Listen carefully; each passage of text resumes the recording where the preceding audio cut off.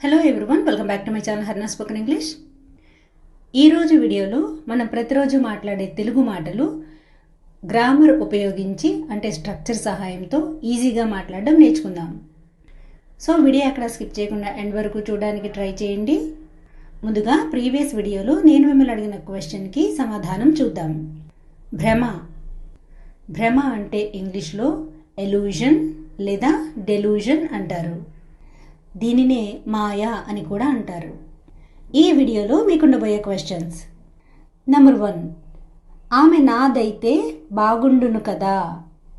Number 2, అలా కాకపోతే అతను వచ్చేవాడు.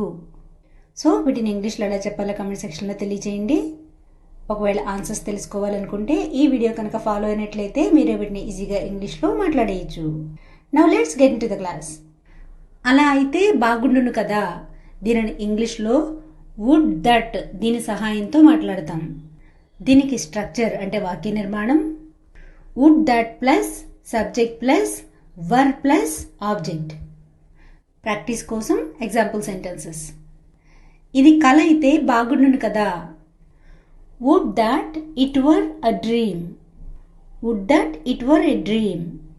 ఇక్కడ వుడ్ దట్ అనేది ఏదైనా ఒక పని జరగదు లేదా జరిగే అవకాశం లేదని తెలిసినా అలా జరిగితే బాగుంటుంది కదా అని అనుకునే సందర్భంలో దీన్ని ఉపయోగిస్తాం. దీనికి రిలేటెడ్గానే ఐ విష్, ఇఫ్ ఓన్లీ అని కూడా ఉపయోగిస్తూ ఉంటాం. ఆమె ఇప్పుడు ఇక్కడ ఉంటే బాగుండును కదా. Would that she were here now.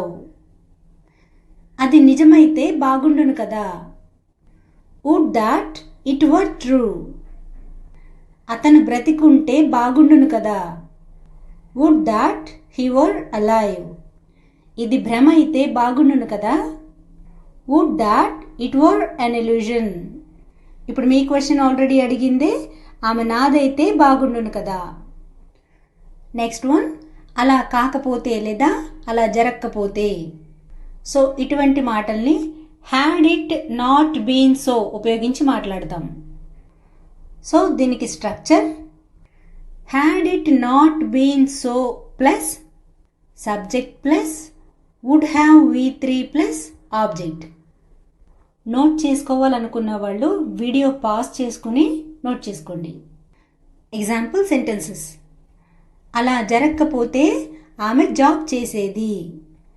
Had it not been so she would have done job. Had it not been so, she would have done job. అలా కాకపోతే అతను అప్పు తీర్చేసేవాడు. Had it not been so, he would have cleared the debt. Cleared the debt అంటే అప్పు తీర్చడం. ఇప్పుడు దీన్నే నెగిటివ్గా ఎలా మాట్లాడతారో చూద్దాం. అలా జరగకపోతే అతను అప్పు చేసేవాడు కాదు.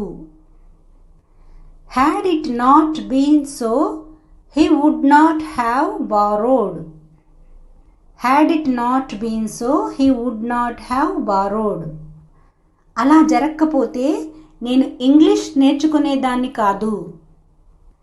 Had it not been so, I would not have learned English. So negative వస్తే వుడ్కి హ్యావ్కి మధ్యలో నాట్ అప్లై చేయండి, సరిపోతుంది. ఇప్పుడు మీ క్వశ్చన్ ఆల్రెడీ అడిగింది, అలా కాకపోతే అతను వచ్చేవాడు. So guys, this is the class for today. Thanks for watching and for your support. See you in the next video.